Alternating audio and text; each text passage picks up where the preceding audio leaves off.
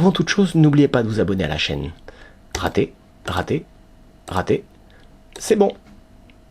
Activez la cloche pour ne rater aucune de nos vidéos. C'est parti!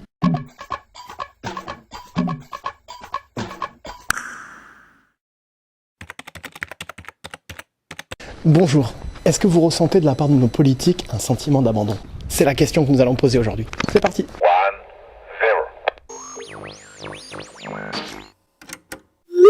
Est-ce que vous ressentez de la part de nos politiques un sentiment d'abandon? Non, pas du tout. Je pense que ce sont les Français qui sont indisciplinés et je ne pense pas que ce soit les politiques qui sont en cause. Un petit peu, oui. Parce qu'ils nous mettent des restrictions alors que les gens sortent et font la fête. S'ils ne le font pas ici, ils le feront chez eux. Dans tous les cas, c'est pareil. C'est justement une des questions à laquelle je ne me suis pas vraiment posé la question. Après, il y a tout ce qu'on dit et tout ce qui se passe et je ne suis pas trop à jour là-dessus. C'est trop une prise de tête et... J'en sais rien. Non, pas du tout. Je n'en sais rien du tout. Je suis pas du tout l'actualité. Je ne sais pas du tout. Non. Madame? Moi un peu parce qu'en fait ils prennent des décisions qui nous concernent beaucoup en fait et je les trouve pas toujours très justes, comme par exemple la fermeture de bars. De leur part, oui, bien sûr. Et ça se traduit d'ailleurs par un abandon aussi de notre part vis-à-vis d'eux, je pense. Je ne dirais pas un sentiment d'abandon, mais je pense une incompréhension globale au niveau de la population aujourd'hui. Je trouve que les mesures prises ne sont pas en adéquation avec ce que justement nous, on pourrait avoir besoin. Et c'est justement là pour moi où vient le sentiment d'abandon. C'est juste de l'incompréhension.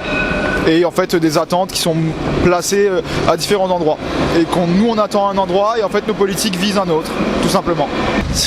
Non, je peux pas répondre à cette question. Pourquoi? Parce que je ne suis pas assez l'actualité à ce niveau-là. Donc je dirais pas sentiment d'abandon parce que je sais pas ce que je ferai à leur place, donc je vais pas les juger. Donc voilà.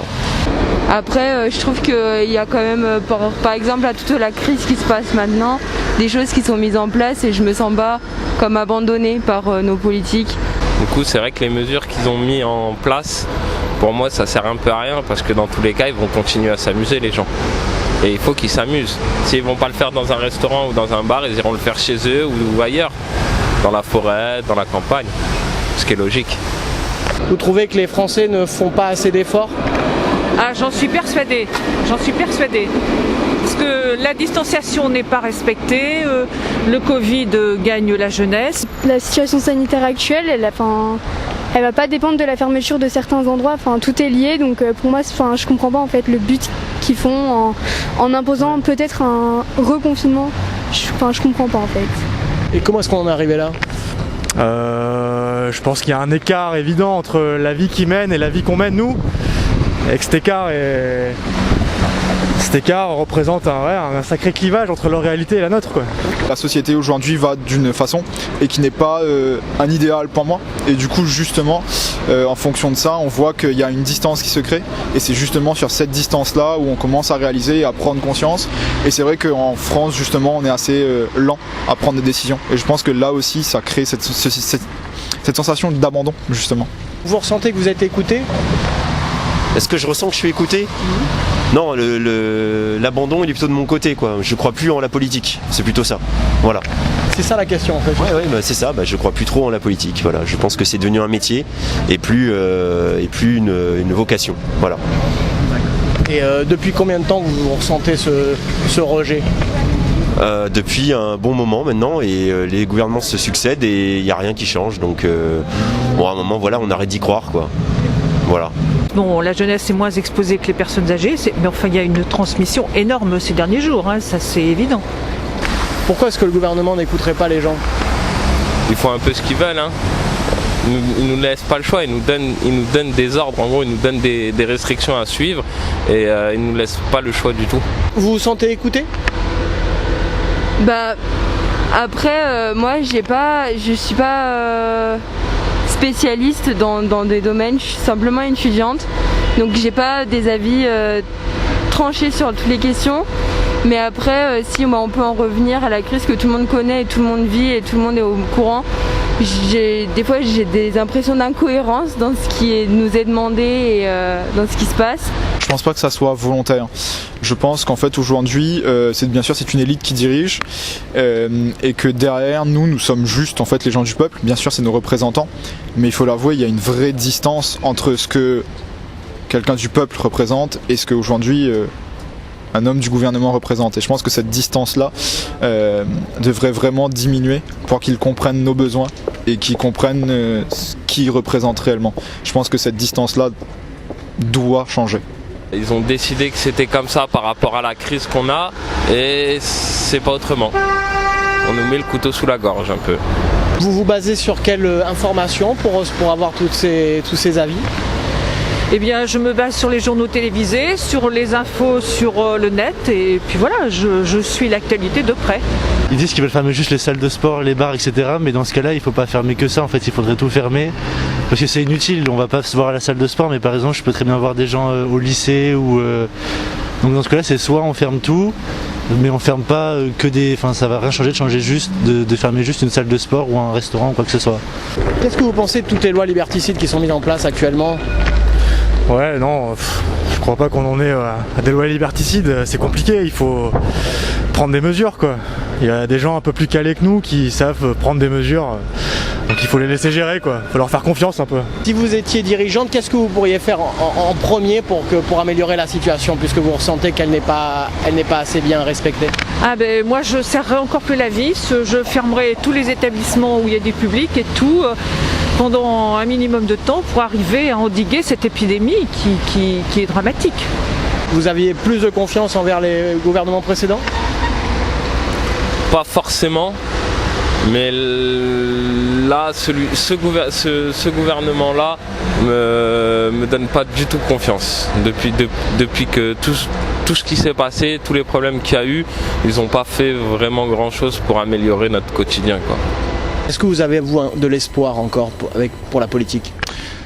De l'espoir pour la politique, je ne sais pas si c'est cette politique-là, mais je pense qu'aujourd'hui, avec tout ce qui arrive dans le monde, on est voué au changement, on doit changer. Et s'il y a du changement, il y aura toujours de l'espoir parce qu'on va pas aller vers le pire. Arrive un moment, on va prendre conscience de ce qui se passe et justement, on va aller vers l'avant. Je pense qu'il faudrait plus l'avis du peuple pour gouverner et que c'est pas actuellement ce qui se fait. Que c'est d'autres choses qui gouvernent, mais que le peuple n'est plus aussi écouté ou aussi pris en compte. Voilà. Il faut absolument essayer d'enrayer cette épidémie parce que c'est un phénomène qui risque de s'étendre et de créer des dégâts considérables parmi la population. Voilà. Vous n'avez pas peur que l'économie s'écroule ? Mais si, bien sûr que l'économie va en pâtir, mais de toute façon, écoutez, je pense que c'est une habitude maintenant, tout le monde se plaint, tout le monde gémit. À la sortie des 2 précédentes guerres mondiales, eh bien, les gens se sont retroussés les manches et ont travaillé et s'en sont sortis. Voilà.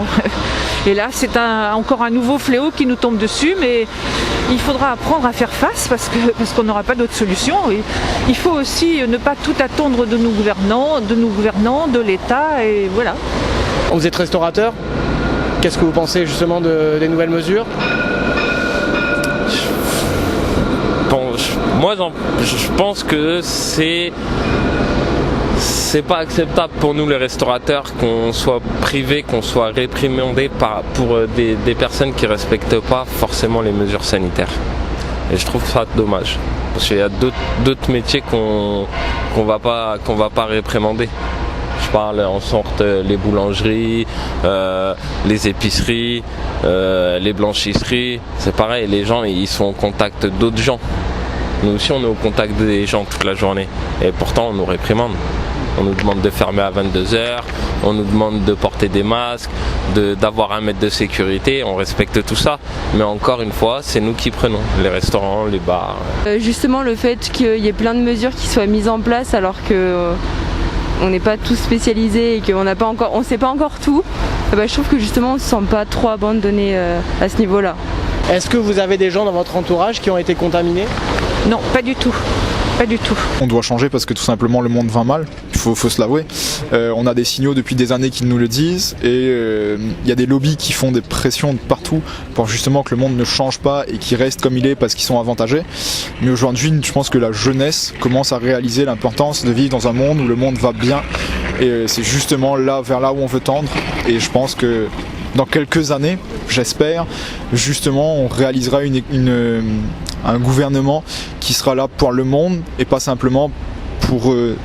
Toutes ces lois liberticides actuellement, ça vous choque? Qu'est-ce que ça s'appelle les lois liberticides? Toutes les lois actuellement qui vous empêchent de faire plein de choses comme... Non, là je suis partagé quand même, parce que je pense qu'on est dans une situation assez exceptionnelle, et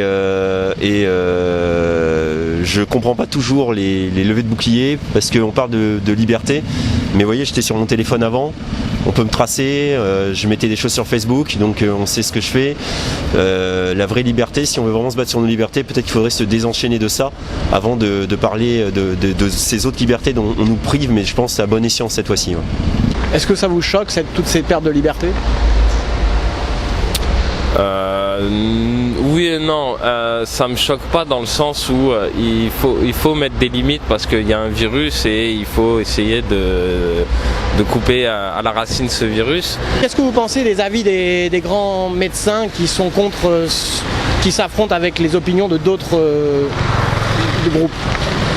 Alors je pense que de toute façon la course au vaccin est importante, mais bon, les médecins qui s'affrontent, je pense que c'est pas ce qui est important. Je pense qu'il faut qu'on essaie de progresser, qu'on aille vers un vaccin efficace, et puis que il y a certainement des médecins qui ont des avis erronés, d'autres qui ont des avis justifiés, d'autres. Mais ça, c'est pas ce qui est important. En tant qu'étudiante, là, l'avenir, il est très incertain. Mais l'avenir, je le vois. Moi, je vais avoir 70 ans. Je suis assez optimiste, mais je pense qu'il faut vraiment que les gens se prennent en charge, que les gens réagissent collectivement, oui, parce que pas de façon individuelle, pas de façon égoïste, et si tout le monde est solidaire, on y arrivera. Voilà. Après, ce qui me dérange, c'est qu'on nous dicte comment faire avec leur manière de faire, alors qu'on pourrait très bien s'organiser nous-mêmes. Mais au demeurant, vous tranchez quand même pour l'avis des journalistes. Mais je trouve que les médias en font beaucoup quand même. Hein. Bon, alors qu'on soit informé, d'accord, mais c'est toujours pareil. Les médias s'emparent du sujet. Et, alors c'est un peu épuisant. Hein. Là, qu'on soit informé des nouveaux cas et tout, je suis d'accord, mais à une période, là, c'était infernal. Toutes ces pertes de liberté actuellement, ça vous choque? Oui, honnêtement, on a une vie complètement différente d'avant, on peut plus faire ce qu'on veut réellement, on a pas des couvre-feux, mais des restrictions énormes, je trouve, et disproportionnées. Qu'est-ce que vous pensez des nouvelles lois pour fermer les établissements à 22h? J'en ai pas grand chose à carrer, dans la mesure où je fréquente très peu les établissements publics de toute manière, et que ça changera pas grand chose à mon quotidien. Et qu'en vrai ça changera pas grand chose au quotidien d'un tas de personnes, c'est un détail, c'est nécessaire probablement, et ça changera pas grand chose, c'est un effort à faire, et voilà quoi. Si vous avez de la famille qui était restaurateur par exemple, qu'est-ce que vous en penseriez? Ah oui, non, mais je suis concerné aussi, parce que je suis intérimaire et j'étais concerné par le confinement, j'avais plus de revenus, donc je sais à quel point c'est chiant, que c'est pénible à gérer, et de toute façon, si ça les dérange, il faut qu'ils se fassent entendre et qu'ils le fassent savoir. Et voilà. Pour le monde, pour la planète, plus pour le bien-être justement de tout le monde, plutôt que le bien-être des lobbies ou de l'économie. Je pense que ça, c'est quelque chose qu'il faut mettre en avant, c'est que aujourd'hui, on est dans une société capitaliste et que l'économie est la chose la prioritaire. Et moi je pense qu'il faudrait revenir sur une situation où le bien-être, mais le bien-être global, c'est-à-dire le bien-être de la planète, le bien-être de l'être humain et des autres vivants sur Terre, soit prioritaire aussi. Pour synthétiser, vous diriez que vous avez un sentiment d'abandon réellement de la classe politique ou pas du tout? Non, je sens qu'ils sont démunis, mais comme je disais, il faut savoir comment nous on réagirait à leur place dans une situation aussi exceptionnelle et un ordre mondial, quoi. Donc là, j'ai du mal à juger et je peux pas les juger là-dessus, quoi. Voilà. Je ne me sens pas abandonné, je me sens incompris. Pour moi, c'est légèrement différent et c'est dans cette différence-là qu'il faut pas aller. Parce que abandonner, ça voudrait dire qu'on a complètement laissé tomber. Et incompris, ça veut dire qu'il y a quand même un dialogue, mais que le dialogue est un dialogue de soi. Rien que par exemple, nous avons dans notre classe une suspicion, donc déjà il y a plus la moitié de notre classe, on est plus de 10. Nos amphithéâtres, ils se passent en visio, avec une petite partie. On ne sait pas si l'IUT va rester ou pas. Ce qui m'énerve le plus, c'est les réprimandations qu'ils nous donnent et qui nous disent comment et quoi faire, alors qu'on pourrait très bien le faire tout seul. Les médias feraient mieux des fois de s'abstenir, je pense. Comment ça, les médias en feraient trop? Pardon? Comment est-ce que les médias en feraient trop? Mais les médias donnent des informations contradictoires sans arrêt, des éléments... Enfin, c'est des propos qui n'ont pas lieu d'être. Comment est-ce que vous voyez l'avenir, vous? Comme j'ai dit, du changement, beaucoup de changements. Et que ça soit en mieux ou en pire, il faut du changement aujourd'hui. Et c'est qu'en essayant qu'on arrivera à avancer. Et donc il faut qu'on essaye de changer, il faut qu'on essaye d'avancer. C'est vraiment ça l'objectif. C'est difficile de juger ces hommes politiques qui se retrouvent tous confrontés à des situations que personne n'a connues et qui en plus touchent le monde entier, quoi. Voilà. Alors je n'écoute plus, j'ai coupé la radio parce que les journalistes qui sont là font du blabla, tiennent des propos qui n'ont pas d'intérêt, qui sont même pas de l'information, qui sont des commentaires, comme si la plupart des Français n'étaient pas capables de se faire une opinion sur beaucoup de sujets. Alors ça, je trouve ça agaçant. Mais malgré tout, vous écoutez leur avis quand même. J'écoute un peu, j'écoute les informations, surtout après la vie, je me le fais moi-même, hein, parce que bon, voilà. Comment vous voyez l'avenir, vous? Très mal engagé. Très mal engagé. Si ça continue comme ça, je pense qu'il y a beaucoup de commerces qui vont fermer ou qui vont mettre la clé sous la porte parce qu'ils ne peuvent pas payer leurs fournisseurs, leurs employés, leurs factures même. Du coup, ça risque d'être très compliqué à l'avenir. Il faut garder espoir et ça va se passer, quoi. J'espère. Ouais. Je garde espoir. Si on est reconfiné, on va devoir, pareil, pendant le confinement, suivre nos études par téléconsultation. Ça va être très compliqué. Pendant le confinement, ça a été très difficile. Donc pour synthétiser, vous diriez qu'il y a un sentiment d'abandon des classes dirigeantes, même de... Oui, bien sûr, mais c'est pas nouveau. C'est pas nouveau que vous savez, c'est inhérent au clivage qui les sépare, quoi, qui nous sépare eux de nous, quoi. C'est normal. C'est normal que ce décalage crée une sorte d'abandon, quoi. Quel média vous pensez, quand vous l'entendez, vous êtes sûr qu'il n'y a pas de doute? Il n'y a pas de... Quel média vous fait ressentir le plus de confiance quand vous l'écoutez? Oh, c'est difficile à dire, hein. Ça dépend des jours, ça dépend des moments, ça dépend... Moi, j'aime bien les infos sobres, les infos sans commentaire. Bon, par exemple, on a été informé des inondations dans le sud. Bon, d'accord, mais ça passe en boucle aux journaux télévisés et tout. Bon, je suis triste pour les gens que ça touche. Mais bon, que ça passe en boucle, ça sert à rien. De toute façon, bon, voilà. D'après vous, pour qui travaillent les médias? Je sais pas trop, mais il y a des médias qui sont pro-gouvernementaux, il y en a d'autres qui sont opposés, il y a toutes sortes de médias et d'opinions dans les médias, je pense. Pour synthétiser, vous diriez que vous ressentez un sentiment d'abandon ou pas du tout? Non. Non, pas d'abandon parce que je me sens pas lâchée au milieu de nulle part. Je sens que tout le monde est soucieux de la situation et tout le monde fait de son mieux en quelque sorte. Et si plein de commerces ferment à cause de la crise, est-ce que vous trouvez que certaines personnes peuvent en tirer profit? L'État, ouais. Le bien-être n'est aujourd'hui pas mis en avant. On est dans une société capitaliste, on parle à chaque fois de capitaux. Et aujourd'hui, on n'a pas de bien-être. On est même aux infos, on parle pas de bien-être, on parle pas de de nous en fait, tout simplement, parce que je pense qu'aujourd'hui pour être heureux et pour vivre, pour être épanoui, il faut le bien-être. Et je pense qu'il faudrait recentrer le débat politique sur le bien-être des êtres humains, le bien-être de la planète et le bien-être des gens dans la globalité, quoi. Sans avoir réellement une longue expérience politique, mais vous sentez que le peuple n'est pas écouté ou pas du tout? Je sais pas, je pense qu'ils font leur maximum pour nous écouter, mais je pense que c'est du pour et du contre. Est-ce qu'il y a des médias que vous suivez ou pas du tout? Non, très peu. Pourquoi? C'est par manque de temps sûrement. Et ceux que vous suivez, quels sont-ils? Ouais, ils sont nombreux. Ils sont nombreux pour ce qui est du Lesquels? Pour ce qui est du quotidien, je me tiens informé surtout via YouTube, via Facebook. Lesquels? Quels médias?